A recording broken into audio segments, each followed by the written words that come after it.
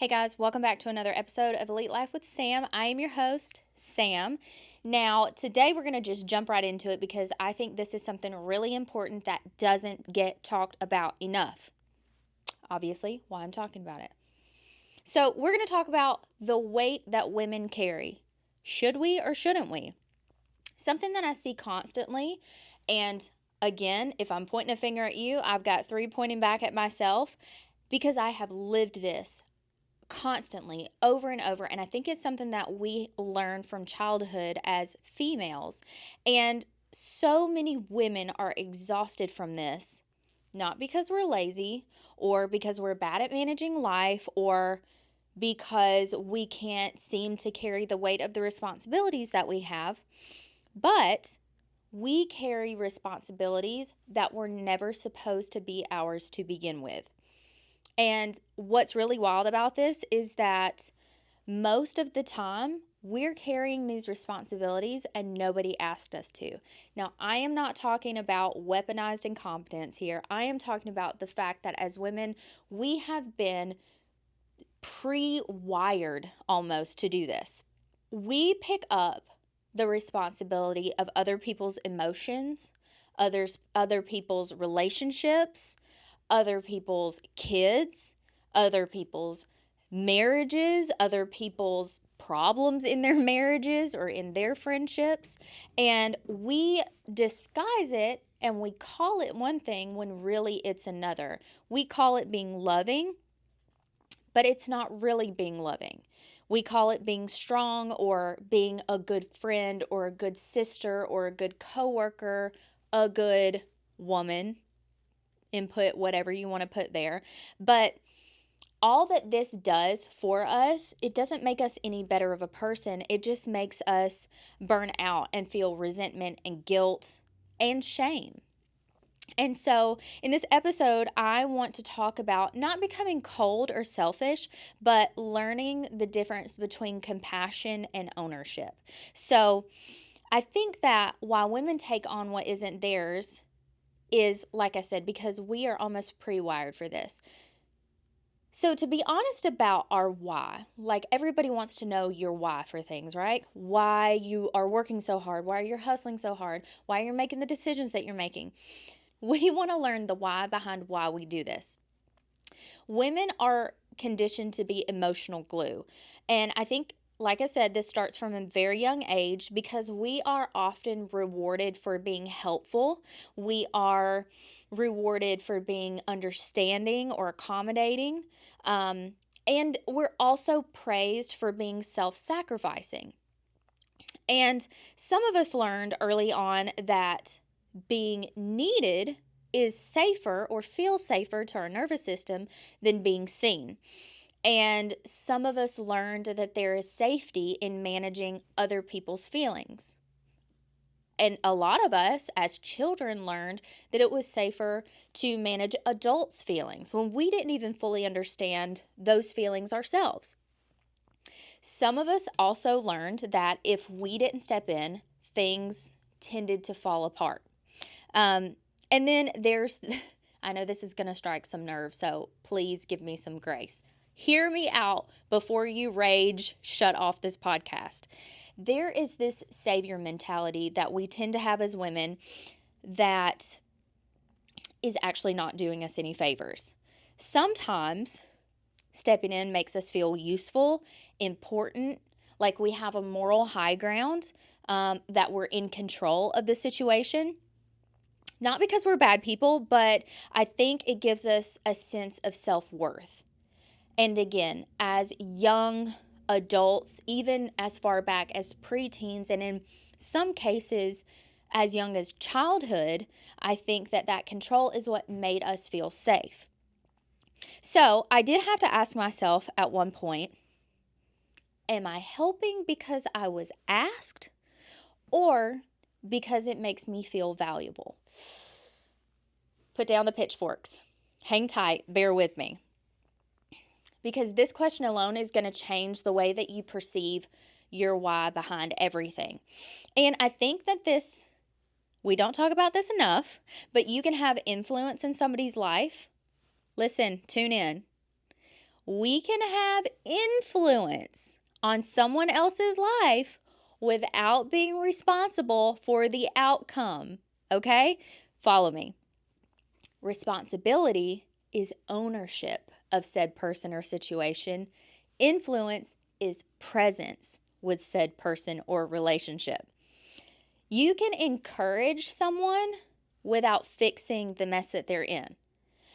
Because a lot of times, unknowingly, you may step into a situation that they have created time and time and time again, bailing them out and thus stripping them from the opportunity of learning the lesson that life is trying to teach them over and over. And so you are inhibiting their growth. You're not helping them at all. You can support someone without micromanaging them. Now listen, this is me. I'm breaking this cycle in myself. I think because I don't know, for whatever plethora of reasons, I think I know it all, and I don't. And I am saying that out loud on the podcast so everybody can hold me accountable, and we're going to hold each other accountable. We don't have to micromanage everybody's situation. You can love somebody without supervising their every move. Now listen, I am like this with my sister. I am like, and it's so crazy because I'm the baby sister. Like, I'm the youngest of 4, but I tend to be the one that mama hens her to death. And she's like, would you let me live, little heifer? And I'm like, absolutely not. I must keep you safe. But I think that I do that out of a place of love, but also out of a place of fear, because I would simply die if anything happened to her. Do you know what I'm saying? So, but this is not love. Letting go of responsibility over the other person does not mean that you stop caring. It means that you stop carrying the weight of their results and their responsibilities. You still matter, okay? You're just not the project manager of somebody else's life, so to speak. The hidden cost of our over-responsibility can actually cause so much more hurt. When we take on too much, we overextend, we overpromise, and we underdeliver, and then we feel guilt and shame, and then we burn out. Okay, let's go back through this. Think of a time in your life when you've overextended yourself, you overpromised, you underdelivered, you couldn't show up quite in the way that you had intended, your heart was in the right place, but your mouth overloaded your butt. Then you underdeliver, and then you feel guilt and shame over the fact that you weren't able to show up in the way that you wanted to, and then you feel burnout. And then we self-deprecate and tell ourselves, I'm a failure, I didn't show up for them, I'm a bad friend, I'm a this, I'm a that. But the truth is that you didn't fail, you just agreed to something that was never yours in the first place. So, a lot of women aren't tired because they do too much. They are tired because they are taking on everybody's emotional ecosystems that don't belong to them. Me too. And eventually, that weight is going to show up in your body as anxiety, tension, exhaustion, irritability, loss of joy and creativity, loss of sleep. Does that sound familiar? High cortisol, right? Your nervous system was never designed to manage 10 people's lives at once. Unless they came from you, they don't need you to manage their life, sister. So most people aren't asking you to do this. And that can be really uncomfortable to hear. That can be really uncomfortable to admit that you have been an overreacher, a micromanager of somebody's life that isn't yours to micromanage. But once you really get that on a heart level, it feels freeing that I can show up. I can bring, addition, not subtraction, just by showing up and going, hey, I'm listening, I hear you, I love you, I support you. And that's about as far as I can go. There's nothing that I can do for you in this situation other than to offer you moral support and maybe a good cup of coffee or a nice glass of wine. And a lot of times that's really all that women need. Because, and here's the truth, Most adults are capable. When you let them feel the full weight of their own responsibilities, they're either going to put up or shut up. You know what I mean? Like, they're more capable than we give them credit for, especially when we stop jumping in the deep end to save them. They'll learn to swim. Most people can and will figure things out. They just need the space to be able to grow and learn.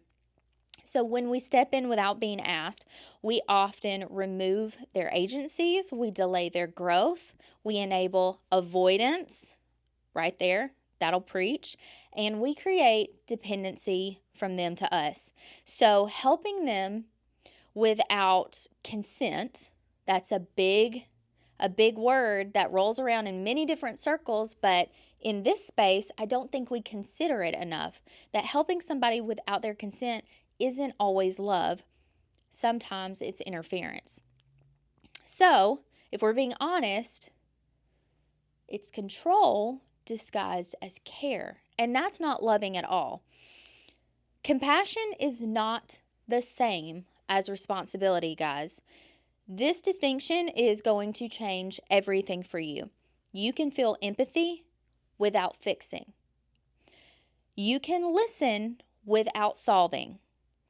You can show up for somebody without controlling the outcome. And these are really, really difficult if you are somebody who is a fixer by nature. That's me. Man, if you give me a problem, I'm a solver. That's just who I am at my core. I love to do it. However, it's not always appropriate for us to step in and fix things for other grown adults, especially if what they're actually needing from you and what's most valuable from you is just for maybe a little bit of advice and somebody to listen. Compassion says, I see you. Responsibility says, I'll handle this. So do you see the distinction between compassion and responsibility? Those are not the same thing. And support that costs you your peace is not support for somebody else. That is self-betrayal. So, how this shows up in real life often looks like being the emotional regulator for grown adults, carrying the weight of other people's marriages, parenting other people's children emotionally, feeling responsible for our friends' choices, feeling guilty when you don't step in. And somewhere along the way, you've got to train yourself to stop and say, is this mine? Is this my fill in the blank to deal with? If you don't need to step in, like if it doesn't personally affect you, you probably don't need to step in. There's a saying that I really love, and it says, you don't need to light yourself on fire to keep somebody else warm. Oh yeah, so Tutu asked a really good question. He said, what if it is a spouse? Right? Is that the way that you... So that's a really good question, because Rich and I actually have had to navigate this quite often because we're both fixers. And it can be super overwhelming, because really what we need at the end of the day is to vent. And because we raise kids together, we run a home together and multiple businesses together, we had these blurred lines between what his responsibility versus my responsibility was, and it was causing a lot of friction in our marriage. I mean, to the point where we were like, do we divvy everything up? Because we just couldn't find like commonality. And so the first real conversation that we had was, are you venting or do you need me to fix something? That right there alone was, no, I'm just venting. Like, I just need somebody who understands what I'm saying that I can rage to. And so we're like, cool, 30-minute vent session, go. And we had to have like self-control to be able to go, okay, he's saying this or she's saying this to me, and clearly I'm triggered because I love this person, but they don't need me to fix it. And then the other part of that is a clear distinction between this is my role, this is your role. And it's finally gotten to the point where we were laughing on the way to the gym this weekend because he said something about bills, and he questioned me. Noah was like, the internet's out. And Rich looked at me and he was like, did you pay the bill? And I'm like, Yeah, of course I paid the bill. And then it struck me, I was like, wait, have you ever paid a bill in this house? And he was like, I've never paid a bill in the house. I haven't paid bills at the shop. Since you've come along, I don't pay bills. And we just kind of cackled because that was a huge point of contention in my last marriage, because we fought constantly about, and if we just had clear distinctions of what your responsibility is versus my responsibility. Now, if we're not living up to those, yeah, absolutely. But I think just having well drawn out lines within our communication have helped so much. Okay, so jumping back in, why motherhood versus adulthood matters. So obviously, micromanaging children, yes. Micromanaging adults, no. Children need guidance. Our friends need advice, but not micromanagement. Adults need autonomy, not parenting. So raising kids is about preparing them to carry their own lives, and raising adults is not your job. Stepping back from adults is different than stepping back from kids, because when you step back from kids, that can be considered abandonment. When you step back from an adult, it's not the same. It's not abandonment, it is respect. The guilt and shame cycle, I want to touch on that a little more because that really hit home for me when I was writing this. Here is the loop that so many of us women get stuck in, is that we take on too much, we get overwhelmed, we drop the balls, we feel guilty and ashamed, we try harder the next time, and then it's a vicious cycle. But this guilt really isn't because we failed, it's because we took responsibility for something that was never ours. And this cycle only promotes more negativity towards ourselves. Once we break these cycles, like negative self-talk, negative self-image, this is setting us up for failure in our relationships over and over again. And during breaking the cycle, it's really important that you give yourself grace and understand that you're unlearning old ways that you would handle situations that may have served you in the past. Obviously, you're not going to continue slamming your hand in a door if it didn't serve you at some point. And so at some point in your life, this did serve a purpose for some reason, but you've outgrown it and it is no longer serving you. So what does healthy support actually look like? Healthy support sounds like, do you want help or do you need to vent? Like I said earlier, that is such an important question that Rich and I had to put that in place a while ago, because it was rough, guys. And once we learned to make that distinction, even as recently as on the phone this morning, I was driving in, venting on the phone, and I think he can even tell just a tone in my voice at this point what is a cry for help and what is just me unloading on him. Another one is the phrase, I trust you to handle this. I use this one a lot. Hey, I trust that you're going to figure this out. I'm here anytime you need me. I trust you. Just let me know if you ever need to talk. I'm here, but I'm not fixing it. Hey, I just want to let you know I'm here. There's not much that I can do, but I'm here to listen. I believe that you're capable. This is such an empowering statement for people that you are pushing back onto their feet from leaning on you a little too much is, hey, I've seen you get through hard things before and you handle them with so much grace and so much creativity. I believe that you're capable enough to handle this too. You've been through way worse things than this.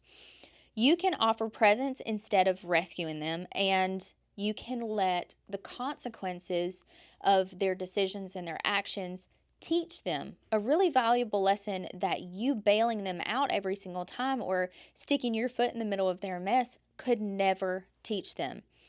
And I know that it's really hard, especially when it's somebody that you love, but allowing discomfort is going to teach them more than you intervening. I heard a quote, and I may have said this on the previous podcast, but it's a quote that still resonates with me, that my valleys have taught me more than my blessings ever will. And that rings true. And I think that if you can allow somebody else to learn from their valleys so that when they make it to the mountaintop, they don't have to share that glory with anybody else. It's theirs alone to revel in. The identity shift a lot of times looks like letting go of over responsibility, meaning sometimes it feels like letting go of an identity. Because a lot of times we take pride in being labeled the strong one or the fixer, the reliable one, the glue that holds the family together. We have all heard it about our grandmothers. Like, she was the glue that held our family together. And then all of a sudden, when she passes away, the family falls apart. Well, and that sounds romantic in the ideology that, the grandmother is the great matriarch of the family and the family was only together because of her.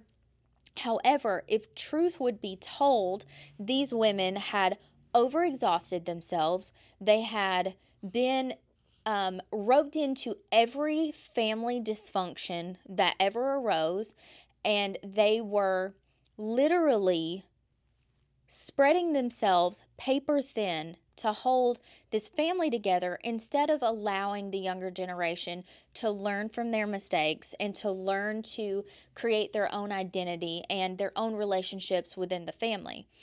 And that's something that I think about often looking forward at my life. Our kids are getting older.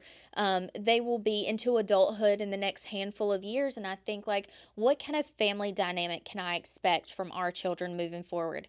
And whereas I think that we will have a good, close, healthy bond, I have to be okay if they feel like they need to step back for a season and find their own way, instead of keeping this Mayberry picture perfect 5x7 life, this family unit together, that it's not my responsibility to parent adults. Now, hopefully that it will be enough that if there's some discourse or there's some trouble that arises, that they'll come and sit at my kitchen table with me and we'll have a conversation and we'll work through it together, and it'll be all hunky-dory. But the likelihood of that happening every time is just probably unreasonable to consider. And so I have to be okay with not being the one that is labeled the fixer or the glue of the family. A lot of times, if this has been you and looking forward, that is something that you want to change, it can tend to feel scary.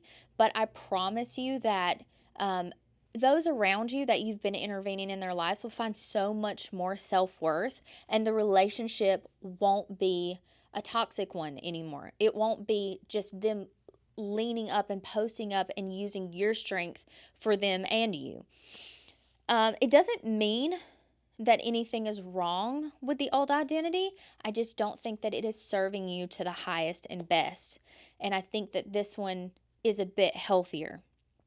So before you take on something new this week, I'm going to give you a exercise to do. I want you to pause and I want you to ask yourself, was I asked? Is this mine? And what happens in this situation if I don't? Was I asked to get involved in this, to step in, to micromanage? Is this mine to step into, to micromanage, to put my hands on? And what happens if I don't? You are not selfish for stepping back, and you are not cruel for protecting your own energy. You are not failing anybody for letting them grow.